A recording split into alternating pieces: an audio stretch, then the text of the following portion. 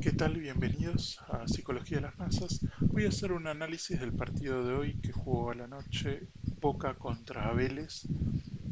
Y para este análisis voy a recurrir a un libro de Psicología del Deporte, a otro libro, que es a un capítulo del libro de Psicología del Deporte. El libro es de los autores Aidan Moran y John Toner. Es el capítulo 4. El capítulo 4 habla de las emociones y, eh, y la atención. La, sí, habla de las emociones, la atención, la concentración. Elegí este capítulo porque pienso que se puede relacionar, encajar muy bien eh, con lo que fue el partido Boca Vélez, sobre todo lo que le pasó a Boca. Eh, Antes de eso quería, en el video anterior no hice referencia, la verdad que Tigre jugó muy bien a nivel equipo y muchas veces el equipo supera la suma de individualidades. Creo que tanto River como Boca eh, perdieron y este fin de semana al menos quedó demostrado que un equipo es mejor que una suma de individualidades donde hay estrellas o jugadores de mayor cartel, mayor renombre. Al menos este fin de semana quedó demostrado eso con los partidos que jugaron River y Boca. Entonces voy leyendo, voy analizando y tratando de relacionarlo con Boca Vélez, pero me voy a detener más en el libro. Y habla de la concentración. eh, a veces uno piensa que la concentración es estar serio, pero en realidad es más saber dónde poner el ojo, o sea, esto en relación al fútbol, ¿no? Es un libro de psicología del deporte. Es la capacidad de enfocarse en lo que importa, bueno, la pelota, el movimiento del compañero, e ignorar lo que sobra. Lo que sobra, bueno, es el insulto de la hinchada o los silbidos, o de la propia hinchada, de la hinchada rival, o el cansancio, que uno puede tener cansancio físico. Y hay tres pilares de la atención, que es la selección, el esfuerzo y la alerta. La selección tiene que ver como un mediocampista que tiene que elegir el pase correcto entre tres opciones, por ejemplo. Bueno, esto se ve mucho en el ajedrez, en el que es un juego donde uno que tiene que tomar decisiones y no... en el ajedrez por tiempo muchas veces se ve, en las partidas Bullets, Blitz, donde uno tiene que tomar una decisión rápida. En el ajedrez pensado es distinto. El esfuerzo es otro pilar de la atención, donde cuánta nafta, entre comillas, nafta mental, el jugador le pone a esa tarea, y el alerta, esto de estar despierto para reaccionar antes que otro, o el anticiparse también. Y el foco, ¿hacia dónde miramos? Bueno, Moran y Toner usan un modelo clásico para explicar que la atención tiene cuatro direcciones y plantean como la metáfora de imaginarlo como las luces de un estadio.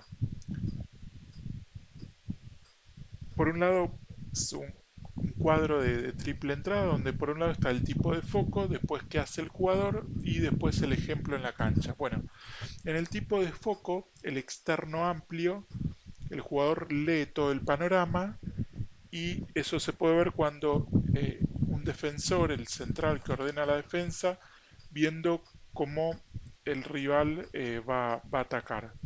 El externo estrecho es cuando el jugador se clava en un punto y el delantero mira solo el ángulo donde va a patear el penal para hacer el gol. El interno amplio, que tiene que ver con repasar el plan de juego, por ejemplo, antes de un partido, o en la previa, o en el entretiempo, el capitán recordando la táctica de los tiros libres, y el interno estrecho, sentir el propio cuerpo. El jugador que nota que se está calambrando o que se acaba de lesionar o que controla su respiración. Y hay un fenómeno interesante que tiene que ver con pechear, el fenómeno del choking. Eh, lo que explica este libro es que bajo mucha presión el jugador comete un error fatal, que es que, que vuelve a pensar cosas que ya sabe hacer de memoria. O sea, quizás como que pierde tiempo, ¿no? Como vuelve a pensar cosas que ya sabe hacer de memoria. Influye mucho en el deportista los pensamientos negativos durante el partido, antes del partido, después del partido, todo el tiempo influyen los pensamientos. Un profesional entrena tanto que sus movimientos son automáticos, instintivos, pero cuando se pone nervioso empieza a monitorearse demasiado.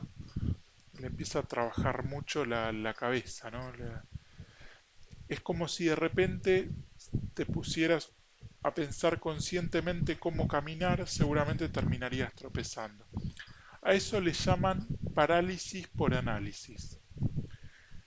Y están los enemigos de la concentración. Bueno, los distintos autores identifican que le saca la cabeza del partido al jugador. Los enemigos de la concentración, bueno, son los distractores externos y los internos. Los externos, bueno, son el ruido, el clima, un árbitro que cobra todo en contra. Y los internos son pensar en el error que cometió el jugador hace 5 minutos. Me pongo yo en no soy jugador de nada, pero bueno, me pongo en ese papel para... Yo pienso en el error que cometí recién hace 5 minutos, el miedo a perder o el famoso qué dirán si hago una jugada, hago una pifia. Por ejemplo, hoy se vio en el partido de Vélez que iba 2-0 y un jugador pifió un gol que estaba muy solo frente al arco. Bueno, el partido iba 2-0, pero si iba perdiendo, si perdería Vélez 2-0 y erraba ese gol, bueno, o si Boca que descontó empataba después, bueno, ese gol errado iba a pesar más. La verdad que Vélez jugó muy bien y me sorprendió Vélez. Para mí Vélez hasta ahora es el mejor equipo del torneo, de lo que vi. Tiene muchos jugadores de inferiores que la verdad que juegan muy bien. Conformaron un muy buen equipo y para mí es actualmente el mejor equipo en lo que va del torneo. Y viene jugando muy bien Vélez. Y para mí el entrenador Guillermo Barros Echeloto es el mejor entrenador en la actualidad de lo que veo en el fútbol argentino, de lo que veo a partir de cómo juega su equipo. Claramente veo que es el que mejor funciona de acuerdo a las posibilidades económicas y a, a los jugadores que tiene, o sea, es el que mejor juega, el equipo que mejor juega, donde cada uno cumple un rol muy bien definido y cumple su función. Bueno, el estado de flujo, que es estar en la zona, en ese momento mágico donde al jugador le sale todo, los autores dicen que ocurre cuando el desafío es difícil, pero el jugador confía plenamente en sus habilidades. Bueno, creo que hoy el delantero de Vélez Pellegrini estuvo en su zona, confió en sus habilidades y tuvo muy buena confianza. En el flujo el tiempo parece pasar más lento y el jugador siente que no tiene que pensar, solo jugar. Bueno, por ejemplo en la definición se vio en la definición que no se puso nervioso el delantero de Vélez que hizo los dos tantos, ¿no? Y en lo que respecta al vestuario, esa es la clave, no es pensar más, sino pensar mejor. Un gran jugador no es el que tiene la mente en blanco, sino el que sabe mover el foco de atención según lo que pida la jugada, el partido, también el entrenador, o sea, el que puede armonizar todas las partes, manteniendo la calma bueno, como decimos en Argentina, cuando las papas queman, en los momentos de mayor presión.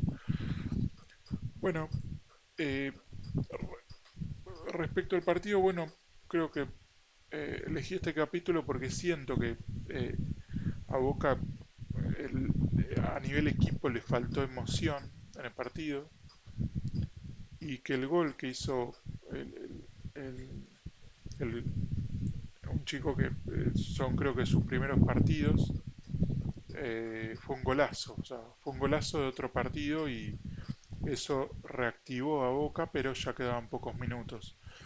pero creo que a nivel de emociones Boca es como que estaba anulado. Obviamente es imposible anular las emociones, todos tenemos emociones positivas, negativas o distintas emociones. Claramente es un imposible anular las emociones, pero bueno, lo digo para que se entienda mi comentario, mi análisis. Sentí eso cuando veía a los jugadores de Boca hoy, como que no tenían emociones, ni emociones positivas ni negativas, o sea, era un equipo sin emociones. Eso es lo que me pareció a mí y por eso elegí este capítulo. Eh, Claramente tanto River como Boca venían muy bien, entiendo que ambos tuvieron una mala noche en sus respectivos partidos. De todas maneras, tanto Tigre me sorprendió como equipo y Vélez también. Vélez entiendo que, como dije, es hasta ahora de lo que vi, el mejor equipo. El año pasado también Vélez jugó muy bien, está jugando muy bien desde que Guillermo es el entrenador. Entiendo que le cambió la cara a Vélez por cómo venía jugando en los años anteriores. Y, y a veces da gusto ver equipos que eh, no tienen jugadores que están tan en cartelera o jugadores que son consagrados o jugaron mundiales o que ganaron Copas Libertadores o torneos.